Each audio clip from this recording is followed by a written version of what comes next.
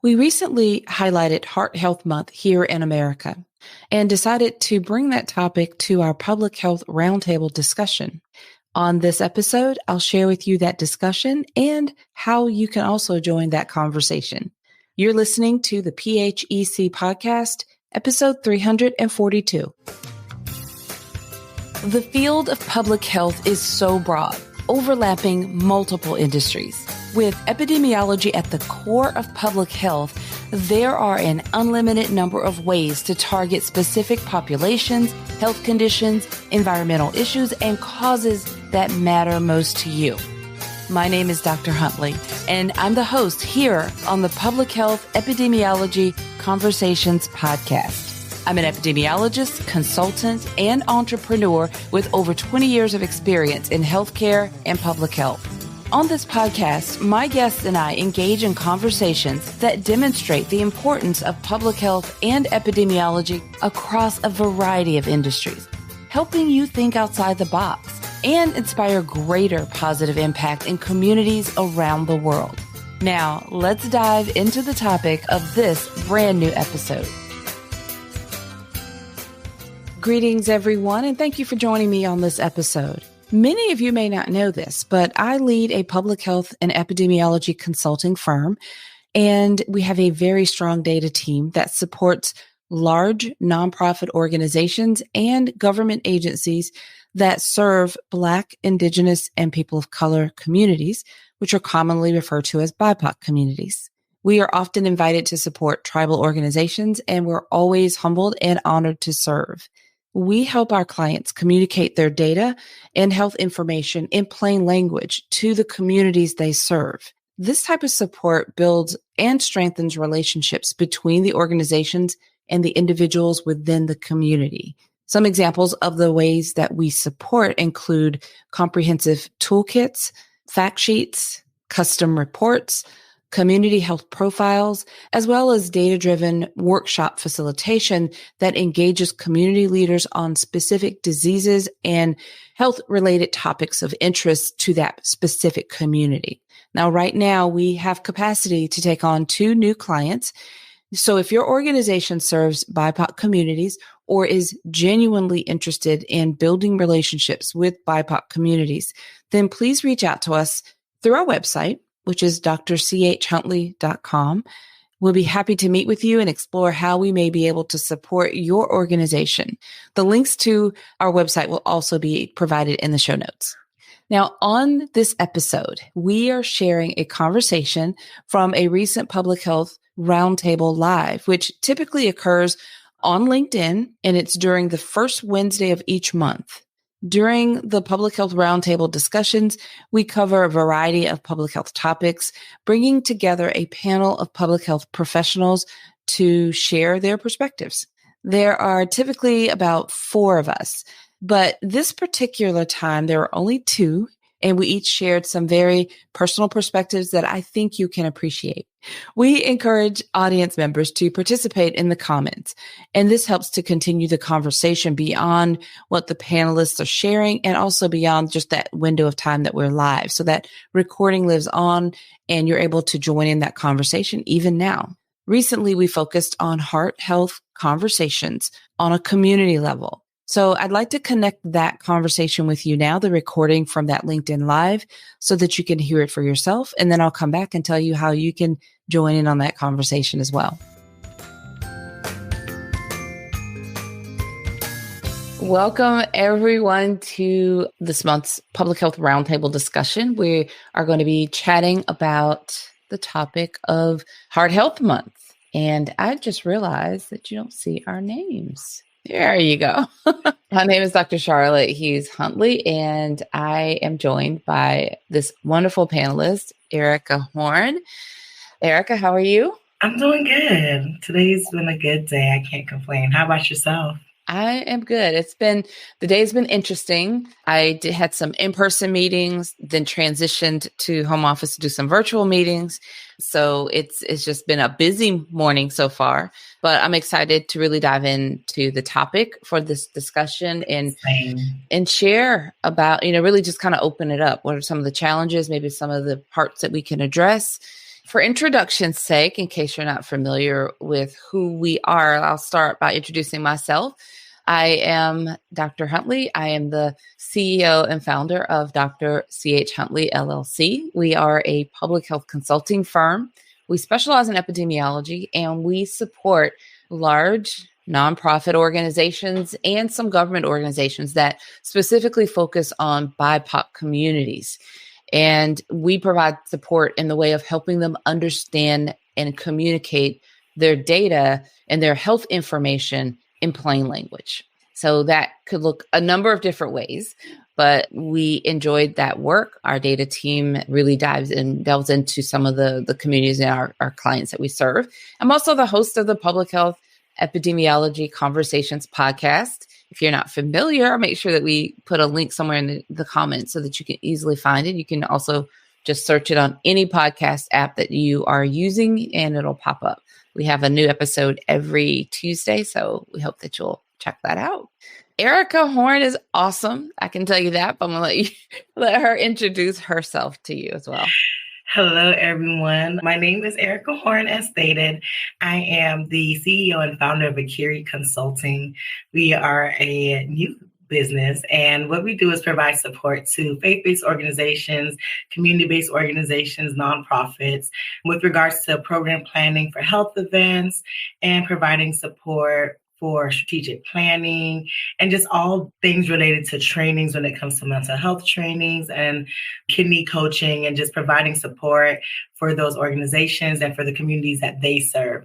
So we're able to come in, help you plan the event that you're trying to plan and speak at those events if needed and provide those trainings as they are needed as well. So that is what we do at Akiri Consulting. I am such a fan. Thank you for joining me, Erica, on the roundtable this month. And let's kind of pivot into our topic. This month is February represents a lot of things, but we're going to focus in on it being American Heart Month. And I know that in other countries, they also kind of recognize this month as awareness for heart and heart disease and prevention and all the topics related. So, I want us to talk about how we are kind of addressing this. How do we communicate about this topic in communities that we serve? I know that for me, I'll kind of go in that direction. Our organization, we do serve BIPOC communities. We do a lot of work with tribal organizations.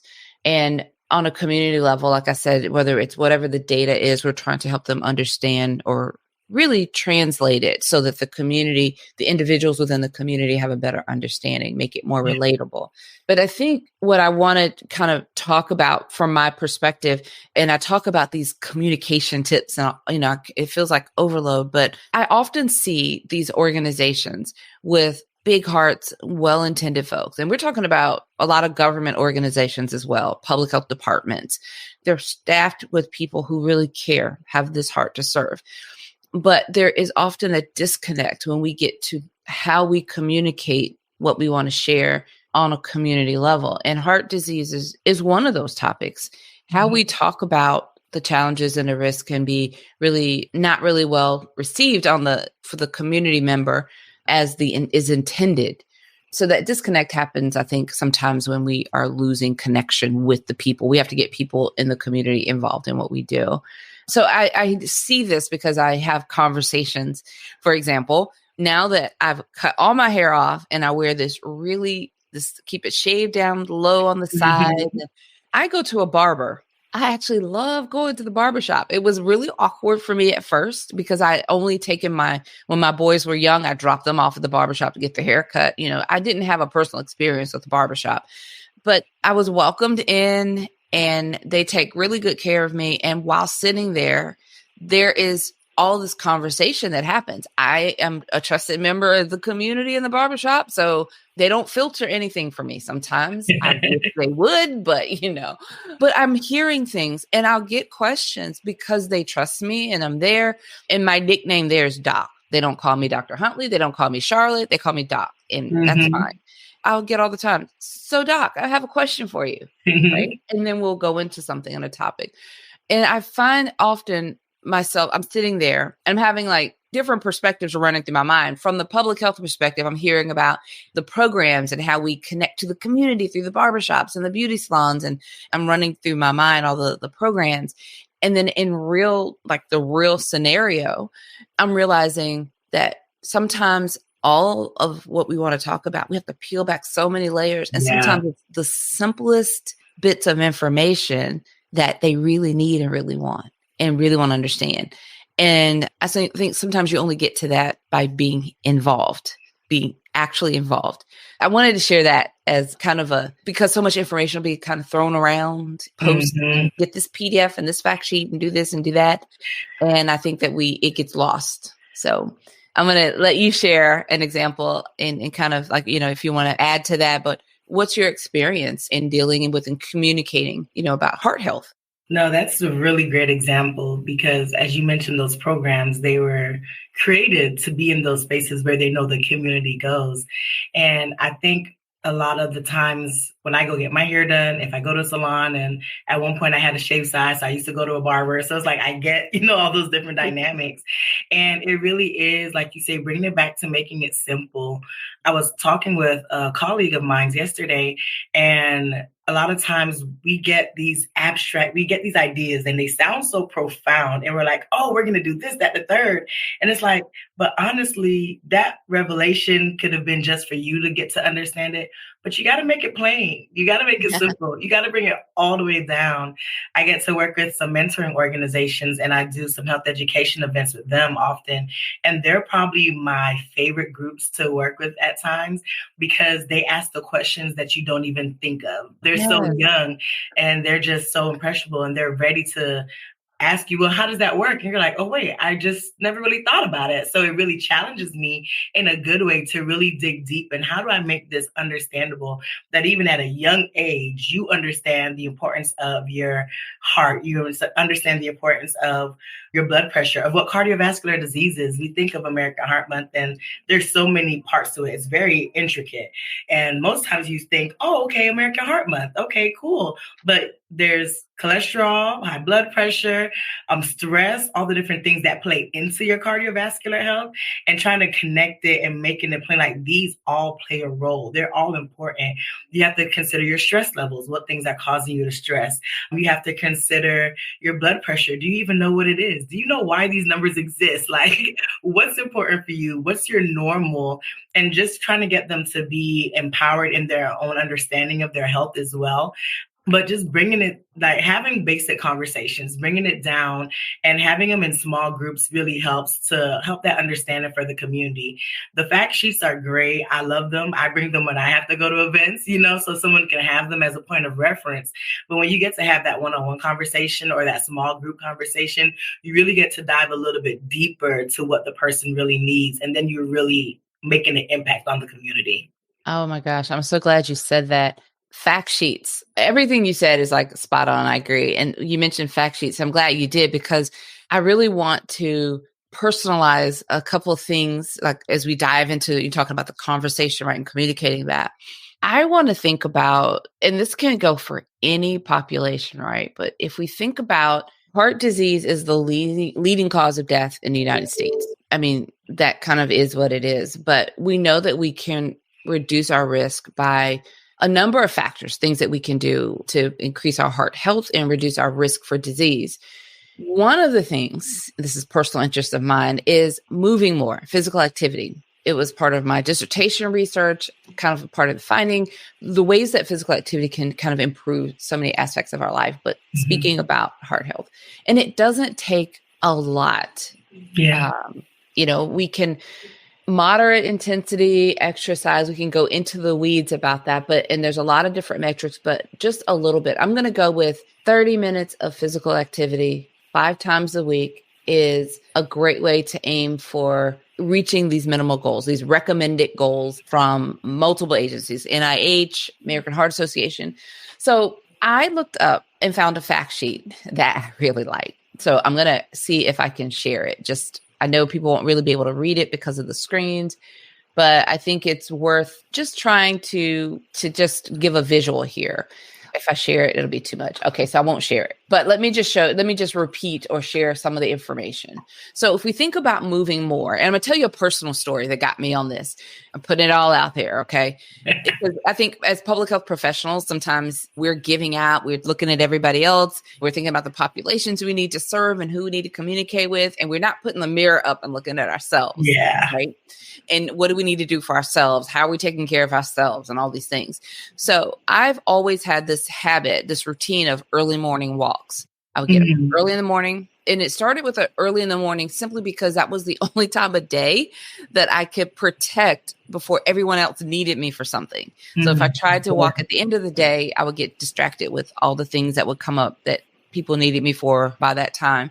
But if I got up really early before everybody else, I could get it done. And so that became my time years and years ago.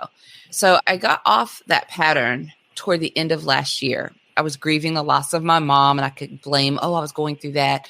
But it's a mixture of things. It was like the disruption in my routine. I was traveling a lot. There's just a lot of disruption. So I got off that pattern. I was walking here and there. Another thing I started doing, this is a thing you should do, is move more, meaning like when you're working at the desk, like my meetings intentionally are like designed to end 10 minutes or so before the hour so that I can get up, move around a little bit, and be ready for the next meeting. Or I invested in a really nice stand-up desk, which were wonderful, right? So I could stand up, raise the desk and stand up for one meeting, or lower the desk and sit down. Exactly. Somewhere along the way, I moved away from that pattern. I found myself with that little break between meetings. When I have back-to-back meetings, I would use that break to fill in my notes and get ready for the next meeting, but without getting up and moving. So I would end up spending the whole morning sitting at my desk, because if I had back-to-back meetings, so it's easy to kind of fall off a pattern. It's easy to get lost in this. So how I really kind of busted myself was I had a very old Apple Watch. Really old. It was really old and it wasn't working that well. So I updated and I got a new Apple Watch, and I was complaining. I said something was wrong with the old one because I could never close that move ring. Yeah. Apple Watch I'm talking about, and I'm thinking something's wrong. And because I walk in the morning, even if I walked in the morning, I would do these things, but I would sit for these long periods of time. So when I got my updated watch, I was kind of really starting to pay attention to the metrics. And I realized that's when I started to review what I was doing. I realized I was sitting for these long blocks. So I'm telling you all my business, because it's easy for us to still keep saying, this is what you need to do on one hand, but not be doing the thing on the other hand, right? So as soon as I kind of realized that, I got back into every hour making sure I get up, move around. I either go get water, I walk downstairs. If downtown I have an office downtown. If I'm down there, I have to get out and walk. There's like a big circle you can walk in the hallway. I have to move around, right, in every hour. And I started watching and tracking myself. And just that little bit of additional activity and being really aware of it and being cognizant of it, I find myself getting back to where I was closing those move rings and I was getting those, levels up. I got myself back on my early morning routine, and I found a pattern I can walk that gives me 30 minutes first thing in the morning. And then I go on to something else. So just kind of those little things. The whole moral of all that is it's easy to get off track, and we won't realize we're off while we're busy telling other people what they need to do. We can personally not be doing it, but it's also very easy to get back on course and to insert some of those things in. So that's me on that. What are your thoughts? I really love all of that, because so often we get so caught up in the day-to-day. And, in the beginning of the year or towards the end of the year, there's a lot of disruption of our calendars of life, all the holidays, the travel, you're with family, you want to rest. And then the beginning of the year is when everything's like on go. So you're trying to get all your things done as you plan for the upcoming year. And I recognize, even for myself, like my Apple Watch, it would be easy to say, oh, well, I'm just going to lower the amount of hours I want to be in my goal. And I was like, no, because that's not helping you. So literally that reminder that pops up, hey, you haven't moved in this past hour. It's such a beautiful conviction, because I'm like, you know what? I need to be moving, and I'm not moving right now. I'm not standing. All the same things. Like I intentionally made sure I got a standing desk so that I can stand and sit and keep moving, because I realized there was a period, I'll say like it's almost been 2 years now, when I I was not taking care of myself. I had a few Right. health risks going on, but there was a lot of stress, and the stress Mm-hmm. was causing problems on my heart. Like there was no way you could tell me all the things that I was experiencing. And I ended up having to have like my gallbladder removed, but the leading cause by the time we got down to the root of it, talking to my doctor and everything, was stress with everything going on with school and my old job and all these things happening. So I was just like, yeah, we can't let that happen anymore. Like I had to make a conscious decision, like, okay, if I'm going to be the person that's here advocating and empowering and encouraging others to take action in their health and make it a priority, I can't not be doing the same things. So Yeah. I have to be who it is that I'm trying to help others become. So it really just helps me realizing that people do look up to me and they look up to the work that I may be doing. And it's like, Mm-hmm. if I'm going to continue to do the work, I can't do the work if I don't have a functioning heart. Like if I'm no longer here, I can't continue to do the work and help others and serve the communities the way that I want to and the way that I love to do it. So it really is so important taking care of ourselves and our own lives, because we truly are an example for others to see, okay, the importance of, wow, she's always drinking water. Oh my gosh, her skin is so clear. I was like, yeah, I drink my water, I go for my Uh-huh. walks, and I mind the business that pays me. So it's like, these are the Right. things that are going to help you out. But literally just being able to know, like, okay, I cannot be who I need to be if I'm not, for you, if I'm not taking care of me. So it Right. really encourages me for others, especially because I do a lot of work with youth. I do end up speaking a lot with young ladies and mentoring them in some capacity in group settings or one-on-one settings, and young adults also. And in order to do that work, I have to be able to be there and share that knowledge. So all Right. the information from the fact sheets, if they're not going to read the fact sheet, I need to be able to know it enough to share it with Yeah. them. But I can't share it with them if I'm not around to do it. You know, if I can't Right. relate to them on the level they're in. And a lot of times, depending on the fact sheet, we may get them from a trusted source and they're great, but the person, the community we're in may not be able to read at a certain level. They may not understand it. So it's like, it's my role, you know, to break it down for you to understand. Bring it back and relate it to something you're familiar with. Are you in Mm-hmm. school? What community are you in? What are the challenges that your community is facing? Let me make it plain. Let me relate it, you know, make it relatable so that you understand why you should know your blood pressure, why you should know your cholesterol, your HDL, your LDL. You got to know all of these things, but because it seems so abstract, we try to stray away from it. But when we get to the point where we truly care about the communities that we're serving, then Mm-hmm. we'll do what it takes to break it down for them, regardless of where we are. And I Yeah. think that's another part, the disconnect that we sometimes see with community and communications, is we're not speaking on their levels. We're not speaking from a perspective that they understand. We just stay where we're comfortable in, and we're siloed into public health sometimes, but we aren't in the community enough to be able to know this isn't going to resonate well because they don't understand this example. What example works for them and one side of town may not work on the other side of town. So actually being involved in the community and seeing what works, who are those key stakeholders in their community? How do we actually get in to talk to them? And what is going to be relatable to those that we're serving? Like those are all key, especially because it's the number one leading cause of death. Like you said, Exactly. like Yeah. we all are guaranteed to die, of course. But if we can minimize the risk, if there's something we Right. can do Exactly. to prolong our life, then why not? Yeah, exactly. Exactly. This is a part of this adds into that being relatable to the communities we serve. So when I talk about what I'm personally doing, even when I talk about very openly about when I mess up, I'm relatable. I can connect and it's very genuine. I want to share, I was going to try to share my screen earlier and I didn't test it out. So I don't want to accidentally mess it up. You guys see stuff like you really not interested in seeing. I wanted to share some fact sheets that I found to be really well done.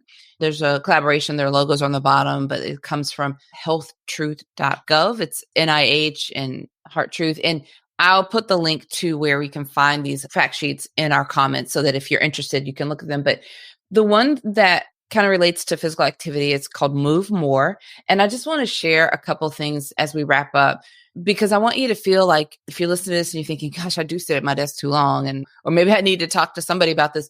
But I want to make it super easy. So let's just say they give some really good, considering 10 minutes, right? What you can do, how you can do this in 10 minutes.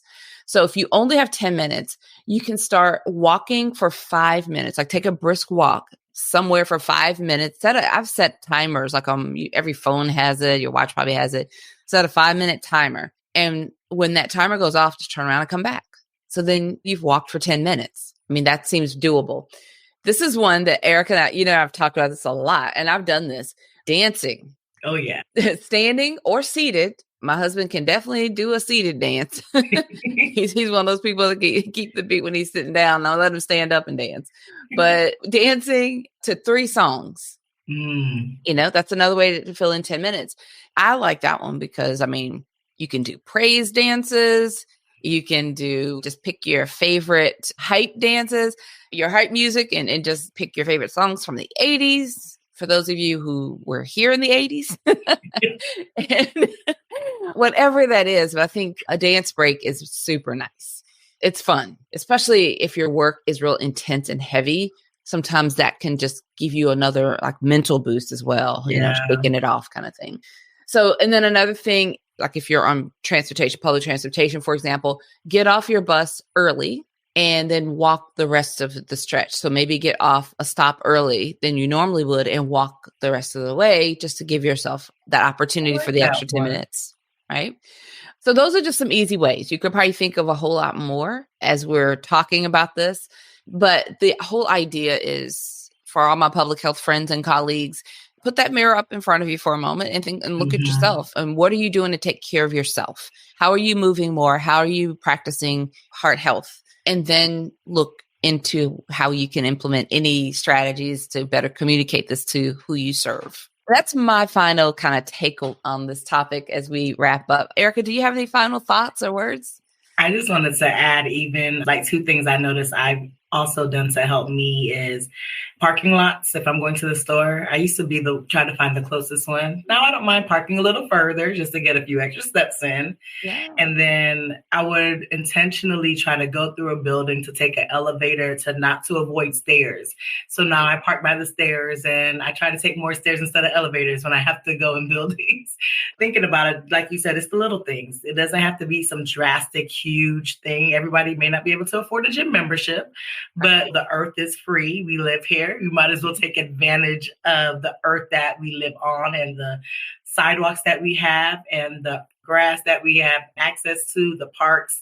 They're all free. It doesn't have to be something extensive and expensive. And a lot of times health gets bundled into expensive. So if we can just kind of even help remove that barrier and that mindset to health, like, oh, it costs so much in order to get a gym membership. Well, walk around your neighborhood, walk in your house, walk from one room to the other room, walk around your house. Like it doesn't have to be as hard or as difficult as sometimes it gets seen or gets thrown at us. So as we do that self-reflection and we're thinking about how we can improve our own health, what are some ways that we can do it for ourselves? And then for those communities that may have difficulties or, that's a challenge, a barrier is finances. How do we show them what they can do in their own house, in their own neighborhoods that can still be beneficial to them?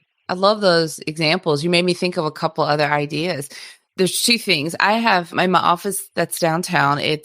My office is on one floor, and then one floor up is where all the break room and the patio, all the lounging area is. So I definitely take the stairs. I do not take the elevator. I take the stairs back and forth whenever I go up to get tea or coffee. If I go back up to get a break or if I'm meeting a client somewhere, I always take the stairs for that reason, just to get some extra movement in.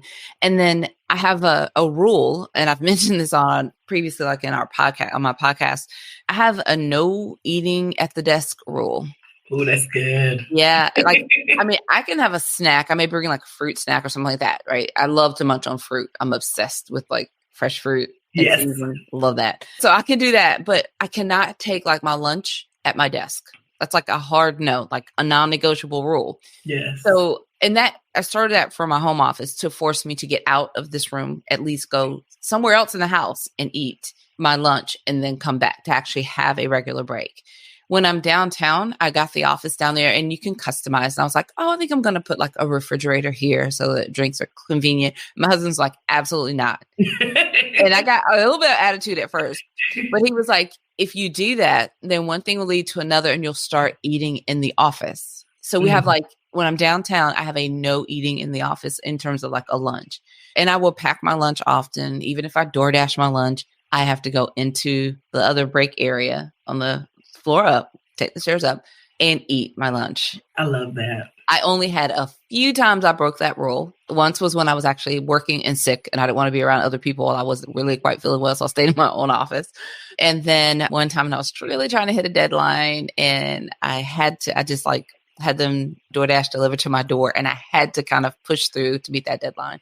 But rare occasion, that was just like extreme exception. But those things will help, back to the point, with incorporating extra reasons to get up and move to keep you from just sitting at the desk. Because most of us would just work right through the desk, right? Everything, the whole day, right from our desk, if we could. Really would.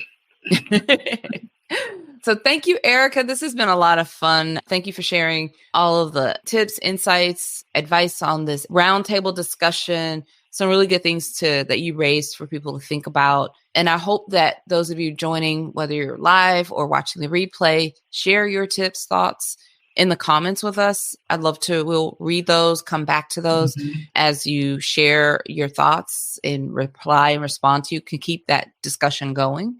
Yeah, join us again. We host the roundtable discussion the first Wednesday of every month, different topics. So we hope that you'll join us. Yes, join us next time. All right. Take care, Erica. Have a great day. You too. Thank you.